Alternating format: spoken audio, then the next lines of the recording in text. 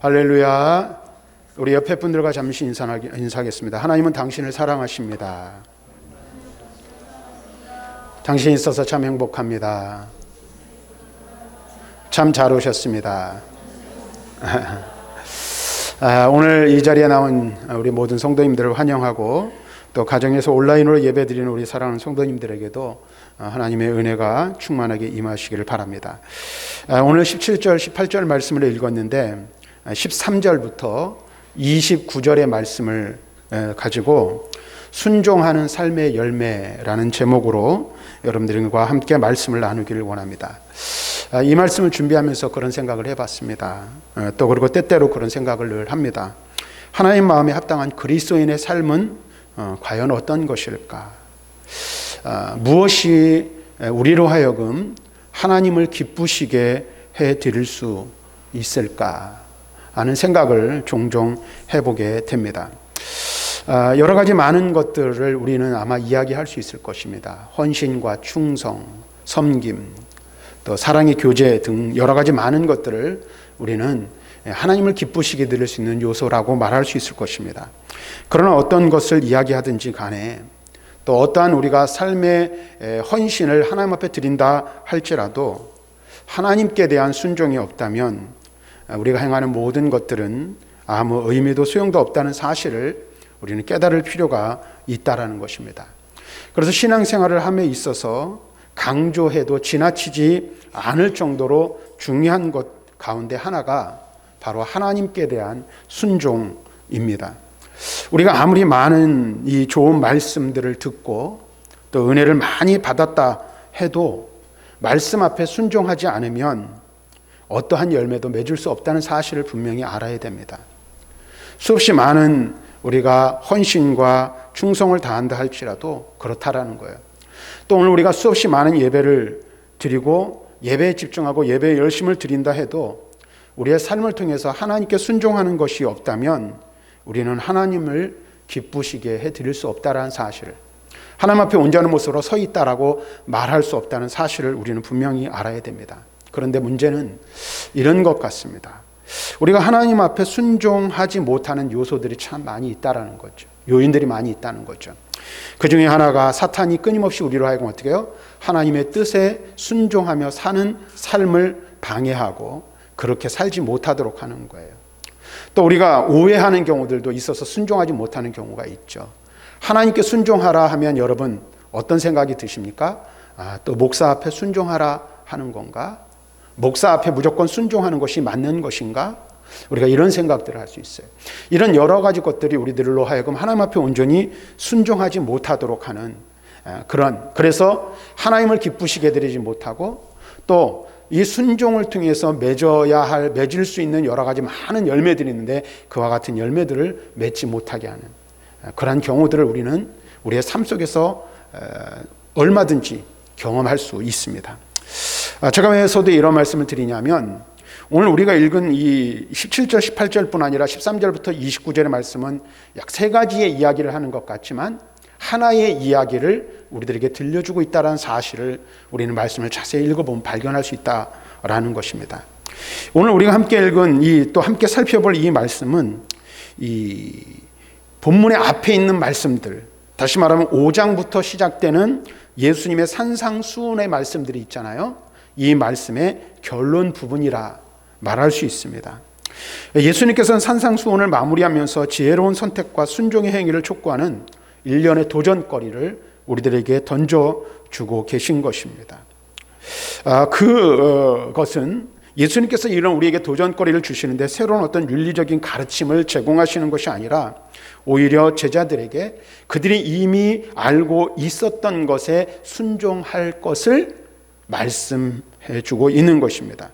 그래서 이와 같은 이 본문의 말씀에는 어떤 특별한 거나 특정한 윤리적 가르침보다는 이 강한 이 대조법이 사용되어져서 3가지 비유를 이야기해 주시고 그 3가지의 이야기를 통해서 우리가 하나님 앞에 온전히 순종해야 할 것을 강력하게 경고해 주고 있다라고 말할 수 있습니다. 그래서 우리는 이와 같은 말씀을 통해 순종이라는 열매가 맺어지는 나무가 되어야 하나님을 기쁘시게 해드릴 수 있고 천국 백성으로서 합당한 삶을 살아갈 수 있다는 사실을 깨달을 수가 있다는 것이죠. 근데 오늘 우리가 함께 이제 생각할 말씀은 사실 여러분들 낯설지 않은 말씀들이잖아요. 너무나도 잘 아는 말씀이고 익히 많이 들어왔던 말씀이에요. 그런데 이것을 좀 다른 각도에서 우리들이 한번 살펴보면서 이 말씀을 통해서 우리 예수님께서 오늘 이 시대를 살아가는 그리스도인들에게 무엇을 말씀하시고 무엇을 원하시는지를 말씀을 통해서 살펴보기를 원합니다.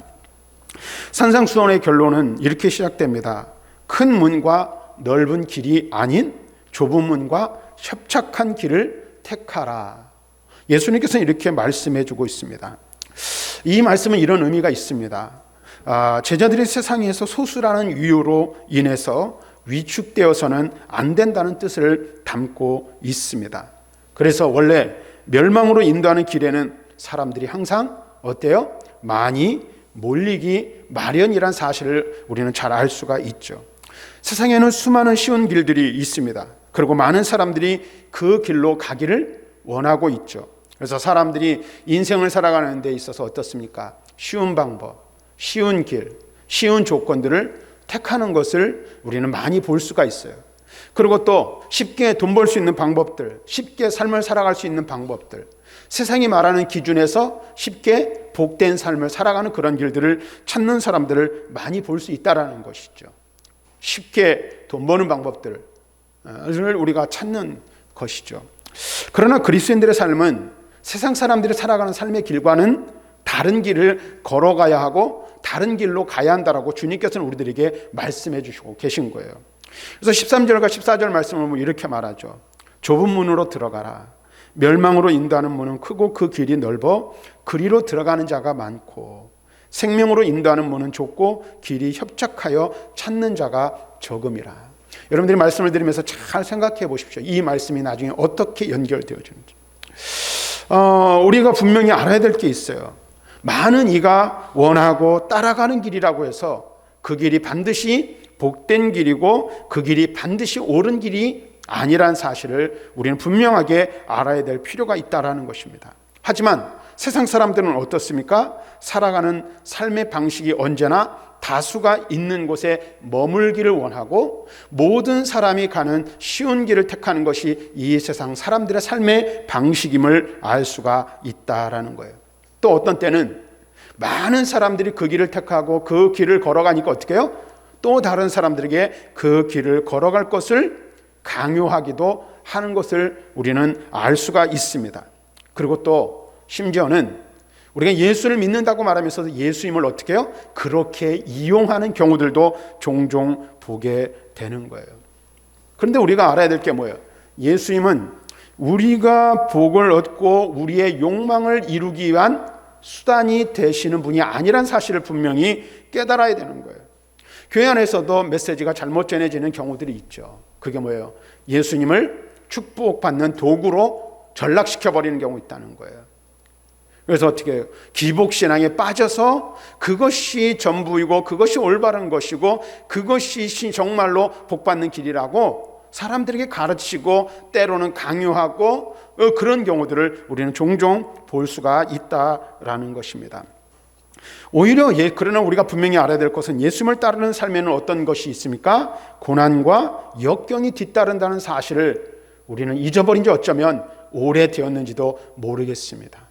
그래서 여러분 어때요? 예수를 믿고 예수를 따른다는 것이 어떤 것이라 생각합니까?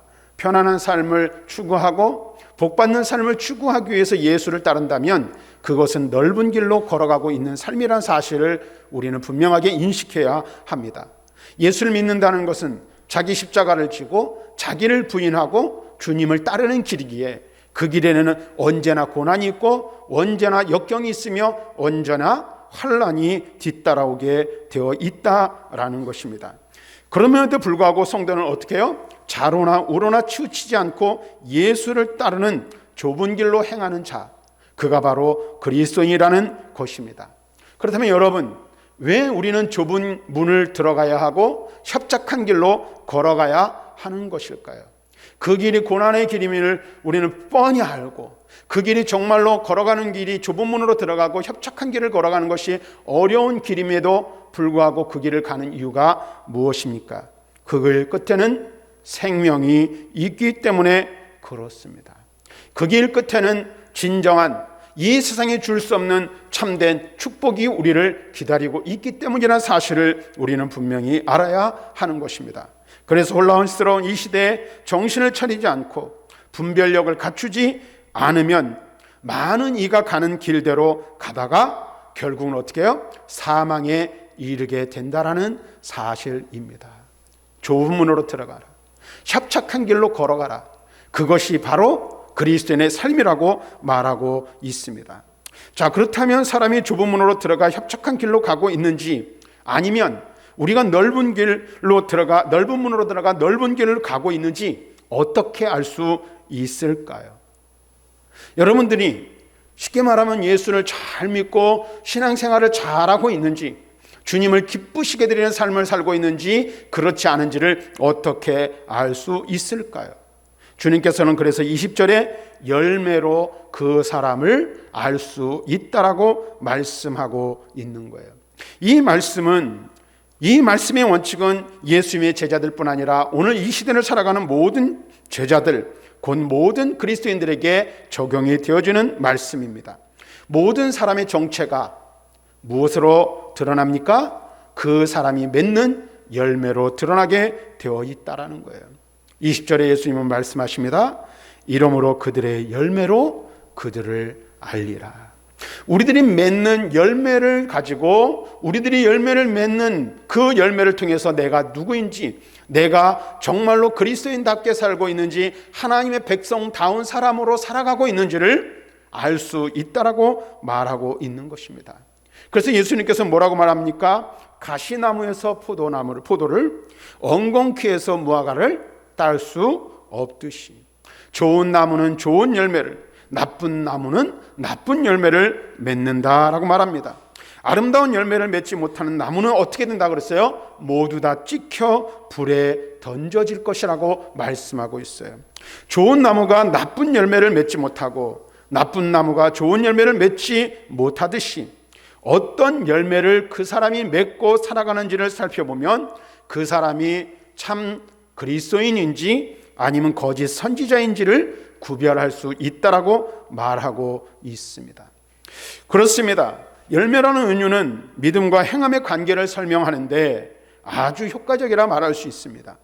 열매가 나무를 결정하는 것이 아니고 나무가 열매를 결정하듯이 행위로 예수님의 제자가 되는 것은 아니지만, 제자면 당연히 그에 합당한 행위의 열매가 뒤따른다는 사실을 아주 쉽게 우리들에게 설명해 주고 있는 것입니다. 믿음은 반드시 무엇으로 나타납니까? 열매로 나타나는 것입니다. 그리고 열매가 좋고 나쁨으로 나무의 상태를 판별할 수 있듯이 사람은 말이 아니라 행동으로 그 정체를 드러내게 되어 있다라는 것입니다. 그래서 복음서를 보면 예수님이 말씀을 전하시는 현장에도 복음을 왜곡하려는 이들이 있었음을 알 수가 있어요. 우리는 모두 넓은 문이 아니라 좁은 문으로 들어가 생명의 열매를 맺으며 좁은 길을, 협착한 길을 걸어가야 하는 것입니다. 그것을 말씀해 주고 있어요. 그러면서 21절부터 23절의 말씀을 보면 오늘 예수님께서는 열매 맺는 이 나무의 열매의 비유와 24절부터 27절 홍수의 비유를 말씀해 주고 있는데 그 사이에 산상수훈의 핵심적인 결론을 이야기해 주고 있어요. 그것은 무엇이냐면 곧 누가, 어떤 사람이 천국에 들어갈 수 있는가 하는 것입니다. 이 말은 어떤 사람이 천국에 들어가기에 합당한 조건을 가지고 있느냐라는 거예요. 그것을 말씀해 주고 있어요. 오늘 말씀에서 예수님은 행위의 결과가 없는 믿음이 구원에 합당한 것이 아님을 분명하게 그리고 단호하게 선포하고 계세요. 그래서 오늘 말씀에 보면 뭐라고 말합니까? 예수님께서는 주여 주여 하는 자와 아버지의 뜻대로 하는 자를 대조시켜 21절에서 말씀해 주고 있어요. 그런데 놀라운 사실이 한 가지 있죠. 여기서 주여 주여 하는 자는 어떤 자입니까? 주님의 이름으로 선지자 노릇을 하고, 주님의 이름으로 귀신을 내어 쫓고, 주님의 이름으로 권능을 행한 자라고 말하고 있다는 거예요. 22절 말씀을 보십시오. 그날에 많은 사람이 나더러 이르되 주여 주여 우리가 주의 이름으로 선지자 노릇하며 주의 이름으로 귀신을 쫓아내며 주의 이름으로 많은 권능을 행하지 아니하였나이까 하리니. 여러분 한번 보세요. 이 말씀을 언뜻 우리가 생각해 보면 이런 사람이야말로 천국에 들어가기에 딱 맞는 사람 아닙니까? 이런 사람이야말로 정말로 하나님이 인정하실 만한 사람이 아닌가 하는 것입니다. 그렇지 않아요. 능력을 행하고 선지자의 일을 잘 감당하고 주님의 이름으로 권능을 행하고 병드는 자를 고치고 기적이 일어나고 놀라운 역사를 일으키는 이 사람들, 이 사람이야말로 천국에 들어가야 될 사람들이 분명하지 않냐라는 거예요. 그런데 여러분, 여기서 우리가 한 가지 간과해서는 안 되는 게 있어요. 그게 뭘까요? 우리의 기준과 하나님의 기준이 다르다는 거예요. 우리의 생각과 하나님의 생각이 다르다는 사실을 우리는 여기서 알 수가 있어요. 왜요? 예수님께서 뭐라고 말씀하십니까? 그들을 도무지 알지 못한다라고 말하고 있어요. 23절. 그때 내가 그들에게 밝히 말하되 내가 너희를 도무지 알지 못하니 불법을 행하는 자들아 내게서 떠나가라 라고 말씀하고 있어요. 우리가 5장부터 시작되는 예수님의 산상수훈의 내용을 살펴봐도 사실 능력을 행하는 것에 대한 가르침은 전혀 없어요. 주님은 크고 작은 이 많은 일들, 놀라운 일들을 행하는 사람이 아니라, 잘 들으세요, 매일매일의 삶을 하나님 앞에서 거룩하고 선하게 살아가는 자를 원하시고 계신다는 사실을 알 수 있어요. 다시 말하면 이 세상에서 하나님 아버지의 뜻대로 행하며 사는 사람을 하나님은 원하시는 거예요. 능력이 많은 사람, 큰 권능을 베푸는 사람, 이런 사람이 아니라 하나님의 뜻대로 행하며 사는 사람을 하나님은 원하시고 찾고 계신다라는 거예요. 마지막 날에 입으로만 주님을 부르던 자들은 자신들의 공로를 내세울 것이죠. 하지만 예수님은 그들이 뭐라고요? 불법을 행한 자들이라고 규정하십니다. 그리고 천국에 들어가기에 합당한 사람은 그 누구도 아닌 매일의 삶을 통해 하나님의 뜻을 따라 말씀에 순종하며 살아가는 사람들이라는 사실을 말씀해주고 있는 거예요. 그래서 예수님은 또 하나의 비유를 들려주시는 거예요. 그게 무엇을 말씀하시냐면 듣는 것만으로 충분하지 않다라는 사실을 강조하여 가르쳐주고 있는 거예요. 뿐만 아니라 자신이 행한 공로를 내세우는 것 또한 온전하지 못하다는 사실을 일깨워 주시고 있어요. 그러면 이 비유의 핵심의 내용이 무엇입니까? 오직 말씀에 순종하는 사람이 하나님 앞에 합당한 사람이라는 사실을 말씀해 주고 있는 거예요. 오늘 말씀해 보면 주님은 말씀에 순종하는 사람을 어떤 사람이라고 말합니까? 24절 이하에 나오는 비유에 보면 반석 위에 집을 짓는 사람들에 비유하고 있습니다. 우리는 예수님께서 이 비유를 말씀해 주시는데 이것을 잘 이해하기 위해서는 당시 팔레스타인 지역의 그 지형을 좀 알 필요가 있어요. 당시 팔레스타인 지역은 언덕과 산지가 굉장히 많았어요. 그리고 갑작스러운 폭우가 자주 쏟아졌어요. 그리고 우리가 잘 아는 대로 이 팔레스타인 중동 지역은 건기와 우기가 따로 있는 것을 아시죠? 비가 내릴 때는 엄청나게 내리지만 비가 내리지 않을 때는 강물이 완전 바싹 말라 버리는 거예요. 우리나라도 그런 경우들이 있잖아요. 장마철이 되면 폭우가 내릴 때가 있어요. 요즘 같은 국지성 호우들이라 그래가지고 군데군데 막 그냥 갑자기 엄청난 양의 비가 쏟아지잖아요. 그때 가장 위험한 데가 어딘 줄 아십니까? 계곡이에요. 계곡. 골짜기예요. 왜냐하면 골짜기 위에서부터 물이 쏟아져 내려오면 순식간에 물이 불어 모든 것을 다 쓸고 내려가 버리기 때문에 그래요. 근데 이 팔레스타인 지역은 골짜기들이 많았고 갑작스럽게 비가 내리는 경우들이 많이 있어요. 근데 비가 내리지 않은 건기는 어떻게 해요? 산지나 바위나 평지나 또는 계곡이었던 그 자리도 다 똑같은 거예요. 구분이 안 되는 거죠. 그런데 사람들이 집을 지을 때 평상시에 건기 때는 어떻게 해요? 이 건건은 모두가 건건한 땅이니까 어디다 집을 지어도 아무 문제가 없는 거예요. 모래 위에 짓나 또는 바위 위에 짓나 별 문제가 되지 않는 거예요. 그런데 언제 문제가 됩니까? 바로 비가 많이 내릴 때 강 같지 않던 곳에 강줄기가 생겨버리고 이 계곡이고 단단한 땅이었던 것 같은데 거기에 물이 흐르는 길이 되어버리는 게 문제예요. 그래서 폭풍우가 내리면 어떻게 됩니까? 일순간에 오늘 모든 것들이 다 쓸려져 내려가 버리는 그러한 일들이 발생하곤 했다는 거예요. 예수님께서 하시는 이 비유는 유대인들이라면 누구나 쉽게 이해할 수 있는 적절한 이야기였음을 알 수가 있습니다. 이 이야기를 통해서 우리는 이런 생각을 해볼 수 있어요. 우리가 안전하다 생각할 때 하늘이 갑자기 어두워지고 폭풍이 몰려오는 경우가 있다라는 거예요. 그리고 일순간에 건강과 친구, 안락한 집 등이 순식간에 사라져 버릴 수도 있다라는 거예요. 그러므로 평상시에 폭풍우가 침범하지 못하는 완전한 장소를 확보하지 못하면 어떻게 돼요? 검은 구름이 몰려오고 폭우가 쏟아질 때 어떻게 해요? 안전을 보장할 수 없다라는 사실입니다. 그런데 예수님께서 이 비유를 통해서 말씀해 주시고 있는 내용이 무엇입니까? 반석 위에 집을 지은 자와 모래 위에 지은 집을 지은 자의 차이가 무엇이라고 말씀하고 있습니까?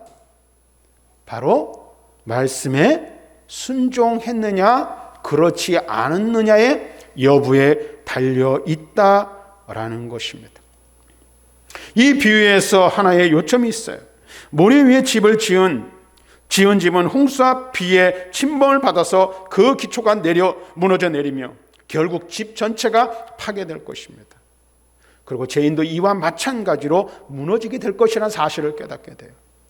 홍수가 그의 모래로 된 기초에 침범할 것이며 무서운 폭풍우가 몰아치면 그의 소망이 영원히 무너져 버리고 말 것입니다.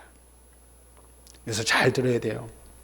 어렸을부터 그리스도의 말씀을 듣고 교회 학교에서 다른 사람들을 가르치며 그들이 하나님 나라를 위한 든든한 기초를 놓는 데 도움이 됐다 할지라도, 또는 우리가 신앙생활을 하면서 지금까지 충성을 다하고 많은 사람들을 그리스도께로 이끌어 인도하였다 할지라도 우리가 그리스도 밖에 있거나 우리 자신을 위하여 믿음의 기초를 쌓아두지 못하면 무서운 폭풍이 곧 밀려 닥쳐올 때에 우리 모두는 벌거벗은 영혼과 같이 강타함을 당하게 될 것이라는 사실을 알아야 합니다.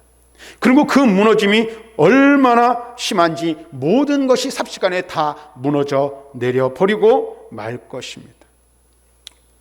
이와 같은 사람은 하나님께서 악한 자들에게 함정과 불 그리고 무서운 폭풍을 주실 때마다 끊임없이 비바람을 맞으면서 영원히 살아야 할 운명임을 깨달아야 할 것을 말씀해주고 있는 것입니다. 자, 다시 한번 말씀드립니다. 우리의 영혼의 집을 반석 혹은 모래 위에 짓는 것의 차이가 무엇일까요? 예수님은 분명하게 말씀하고 있어요. 말씀을 듣는 것은 같아요. 모두 다 말씀은 들어요.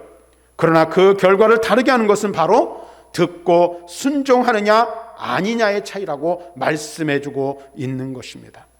하나님의 백성은 예수님의 말씀에 순종하는 일을 우선으로 해야 합니다.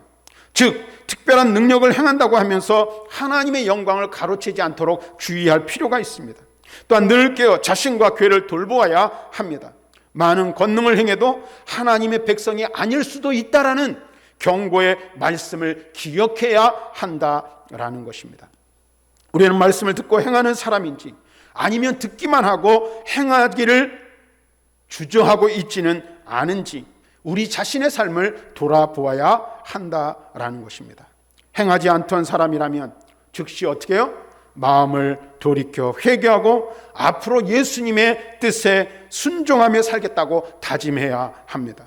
말씀에 철저하게 순종할 때에 환난 날에도 흔들리지 않는 믿음을 갖게 된다라는 것입니다. 자, 사랑하는 성도 여러분, 이제 한번 그러면 말씀을 정리를 좀 해보도록 하겠습니다. 우리가 이제 함께 살펴본 이 말씀 13절부터 29절의 말씀 보면 세 개의 다른 이야기를 해주는 것 같아요. 그런데 이것이 다른 이야기를 하고 있지 않다라는 거예요. 좁은 문으로 들어가 협착한 길을 가는 자의 이 자는 세상의 가치와 기준을 따라 살아가는 자가 아님을 알아야 되는 거예요. 여러분 한번 보세요. 한번 생각해 보세요. 순종하는 길이 쉽습니까? 어렵습니까?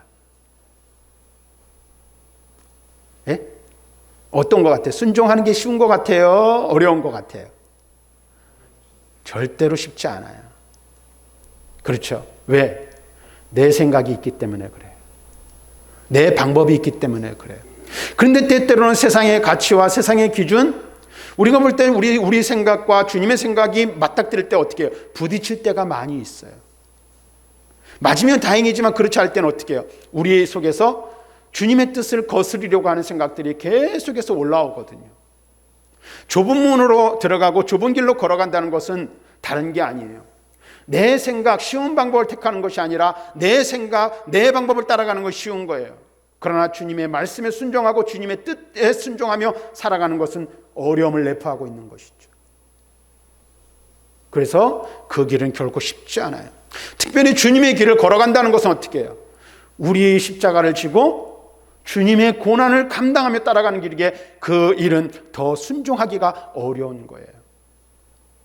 좁은 문으로 들어가고 좁은 길, 협착한 길을 걸어간다는 것은 주님의 뜻을 따라 살아가는 삶이거든요.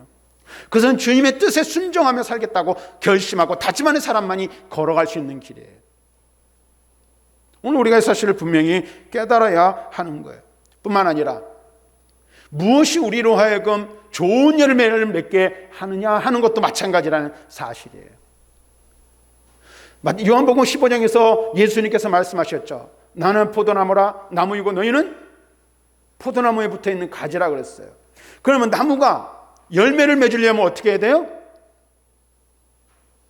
포도나무 원줄기에 가지가 붙어 있을 때에만 열매를 맺을 수 있는 거예요. 그것도 풍성한 열매를 맺을 수 있는 거예요. 그리고 우리가 주님께 속해 있는 자라는 사실을 무엇을 통해서 증명할 수 있습니까? 우리가 맺는 삶의 열매를 가지고 내가 그리스도께 속해 있는지 그리스도 밖에 있는 사람인지가 구별된다는 사실이에요. 그러면 우리가 좋은 열매를 맺으려면 어떻게 돼요? 그것 또한 순종하는 삶이 아니고는 불가능하다는 사실을 알 수가 있는 것입니다. 반석 위에 집을 지은 자와 모래 위에 집을 지은 자도 마찬가지라는 거예요. 세상을 살아가보던 시험과 환난이 안 닥칠 수가 없어요. 어려움이 찾아오지 않을 날이 없어요. 때로는 우리의 믿음이 완전히 무너져 내릴 것과 같은 그러한 환난 때를 만날 때도 있다라는 거예요. 근데 그 환난을 이겨내고 그 환난 가운데서 승리하는 비결이 무엇이라고 말씀하고 있어요? 듣고 행하였느냐, 그렇지 않았느냐의 차이라고 말씀해주고 있는 것입니다. 뭘 말하고 있는 거예요? 순종을 이야기하고 있는 거예요. 사람에게 순종하는 것을 말하는 게 아니에요. 주님의 뜻, 하나님의 거룩하신 뜻 앞에 순종하는 삶을 살아야 한다는 것입니다. 그래서 오늘 산상수훈의 내용을 보면 무리들이 예수님의 가르침에 놀랐다라는 말씀으로 28절과 29절 끝을 내고 있어요. 이것은 시내산에서 이스라엘이 하나님의 영광에 놀라는 모습을 연상시켜줍니다. 출애굽기 20장 18절과 19절을 보면 이렇게 말해요. 뭇 백성이 우레와 번개와 나팔소리와 산의 연기를 본지라. 그들이 볼 때 떨며 멀리 서서 모세에게 이르되 당신이 우리에게 말씀하소서 우리가 들으리이다. 하나님이 우리에게 말씀하시지 말게 하소서 우리가 죽을까 하나이다. 그들이 이제 모세의 말을 듣고도 불순종했던 이스라엘의 전철을 밟을 것이냐, 아니면 반석 위에 집을 짓는 사람과 같이 말씀에 순종할 것이냐의 문제가 남아 있음을 말씀해주고 있는 것입니다. 좁은 문으로 들어가고 협착한 길을 걸어가는 것은 순종의 길을 가는 거예요. 순종의 길은 쉽지 않습니다. 어려운 길입니다. 좋은 열매는 어떤 열매가 좋은 열매입니까? 말씀 앞에 순종하는 열매가 좋은 열매인 줄로 믿습니다. 뿐만 아니라 어떠한 시련과 환난이 닥쳐도 그것을 이겨낼 수 있는 비결이 무엇입니까? 말씀을 듣고 순종하는 삶을 살았느냐 그렇지 않았느냐의 차이라고 말씀해 주고 있는 것입니다. 사랑하는 성도 여러분, 이스라엘이 멸망당한 이유가 무엇이라고 생각하십니까? 그것은 순종하지 않았기 때문입니다. 예수는 열매를 맺는 자가 천국에 들어갈 것이라고 가르쳐 주시고 계십니다. 그리고 하나님의 말씀은 우리를 변화된 삶으로 이끌어 주십니다. 그리고 그 과정은 어떻습니까? 좁습니다. 협착합니다. 어렵습니다. 그런데 그럼에도 순종하고 말씀을 실천할 때 우리는 반석 위에 세워진 집과 같이 든든히 세워지는 믿음의 열매들을 맺게 될 것이라는 사실입니다. 바라기는 저와 여러분, 우리 교회 모든 성도들이 하나님의 말씀 앞에 철저하게 순종하는 사람이 되어 하나님이 기뻐하시는 믿음의 아름다운 열매들을 풍성하게 맺는 그러한 성도들, 축복된 삶의 성도들이 되시기를 주님의 이름으로 간절히 축원합니다.